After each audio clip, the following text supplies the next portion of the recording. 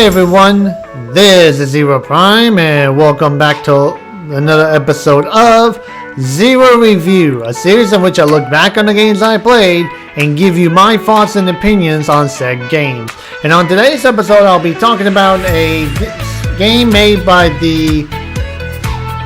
From Software, the creators of Demon Souls and Dark Souls, and also Sekiro, which I haven't played yet, but it's called Bloodborne.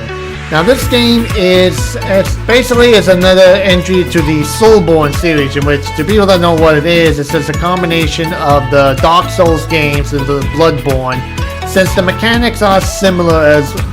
That basically you make a character, you go through the journey, you fight enemies, you fight bosses, you gain power, you upgrade yourself to make sure you don't die quicker, and basically try to put together pieces of a story that's, omitted on purpose and everything. And basically, for the difference between Bloodborne and a Dark Souls game is several things. For one of them, basically, you have the option to where if you get hit, and if you hit that enemy, fast enough, you can regain some of the health you've lost, as long as the yellow bar does not disappear by the time you do that. And also, it's basically the movement and also how you defend as a character. Because in the Dark Souls game, you can have a character that equips the shield and everything, and you can just basically learn how to block and everything. But as a Bloodborne character, you don't have really a shield to block. You just have to basically learn how to dodge and evade effectively. And also, you have a sidearm, which you would think would do a lot more damage. But it's basically meant to be a shield, to which if you do it at the right time, you can stagger an enemy and do a stabbing attack, which does a lot more damage. And basically it's the movement of the character, because there's no armor set or clothing set in this game that has the same stats as the armor. You basically just wear more or less essentially like little outfits and everything, and basically gives you more freedom to move, dodge, and evade. And of course, the setting of the games are obviously different as well, as the Dark Souls, they're set more in the medieval time period, while the Bloodborne series is more or less set during the Gothic / I would say maybe the Industrial Revolution period, because of the guns and the settings and everything. While in this one, it does have the elements of Eldritch Lovecraftian horror as well.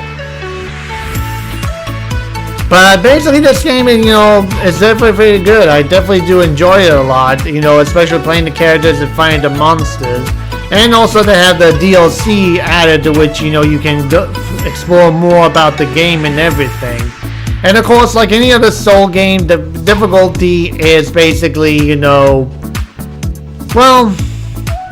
you could say it's like balanced, as long as you know what you're doing. Because a lot of people say, this game's very hard, and some people say, no, it's not hard, it says it has the artificial difficulty. To me, in these Soulborne games, the difficulty is basically just paying attention to what you're doing and what your enemy is doing. Because basically, you need to not only pay attention to the movements, how they attack, but you also need to pay attention to how you move, how you react, and basically also pay attention to what stats you're focusing on. Basically, do you want to hit hard? Do you want to use arcane abilities more effectively? You want to equip, certain move sets and skills and such in order to do more damage and such? It's kind of like, you really have to think about what you're going to do in the game as you progress through it. Because if you don't really have an effective plan or anything, you can find yourself in a very difficult spot and basically find yourself in a world of pain. And this is personal experience talking. But like I said, other than that, this game is very fun. And as you may have noticed, I had done 2 playthroughs. It's because the first playthrough I messed up on because I didn't get a chance to fight the final boss of the game, when you have to eat, what was it?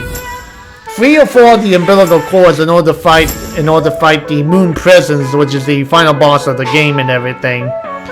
So that's why I did a revisit on that, and basically or maybe I messed up on both of those. I can't remember, because it's been a long time since I played it. But I can basically tell you that this is a pretty fun game, and if you do like the Dark Souls series, you will definitely enjoy playing the Bloodborne as well.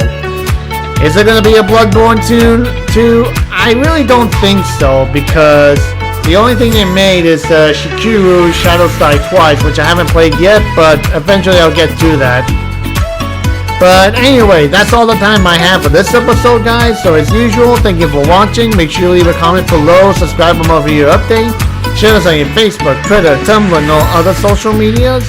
And don't forget to hit the like button to help out the channel, and to turn on the notification bell to stay up to date on my channel.